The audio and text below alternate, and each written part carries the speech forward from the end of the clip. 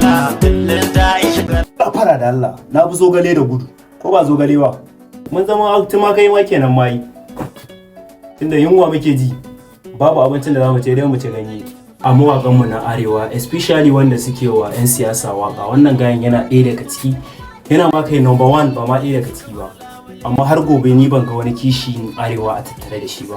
me wani Fatima mai zogale saboda Allah da Annabi me na wake Fatima mai zogale